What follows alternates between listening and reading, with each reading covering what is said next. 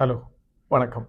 இன்னைக்கு நாம என்ன சொல்லப் போறோம் அப்படின்னு சொன்னா, ஜாப்பனீஸ் ப்ராவர்ப் ஒண்ணு இருக்கு. ஒருவேளை நீங்க ஒரு தவறான ட்ரெயின்ல ஏறிட்டீங்கன்னா, எவ்வளோ சீக்கிரம் முடியுமோ அடுத்த ஸ்டேஷன்ல இம்மீடியட்டா இறங்கிடுங்க.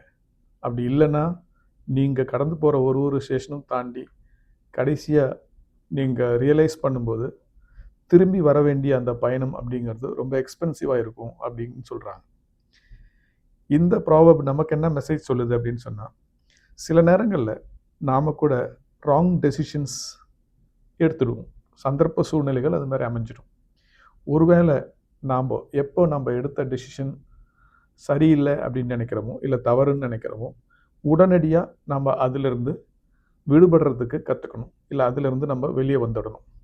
அது ரிலேஷன்ஷிப்ஸா இருந்தாலும் சரி, நம்மளோட கரியர்ஸா இருந்தாலும் சரி, நம்ம எந்த மாதிரி ஒரு ஆக்டிவிட்டியா இருந்தாலும், அது நமக்கு கம்ஃபர்டபுளா இல்ல அப்படின்னு சொன்னா, இல்ல நம்ம அது சரியா இல்ல அப்படின்னு ஃபீல் பண்ணோம்னா, இம்மீடியட்டா அதிலிருந்து வெளியில வந்துறது தான் நல்லது. அப்படி இல்லன்னா, நம்ம எவ்வளோ நேரம் அதிலேயே கன்டின்யூ பண்றோமோ, அதுக்கு ஏத்த அளவுக்கு நாம திருப்பி அதுக்கான விளைவுகளை நம்ம சந்திக்க வேண்டியிருக்கும் அப்படின்னு சொல்றாங்க.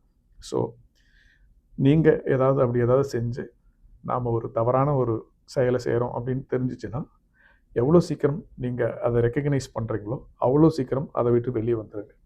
ஸோ இதுதான் இன்னைக்கான செய்தி. Thank you.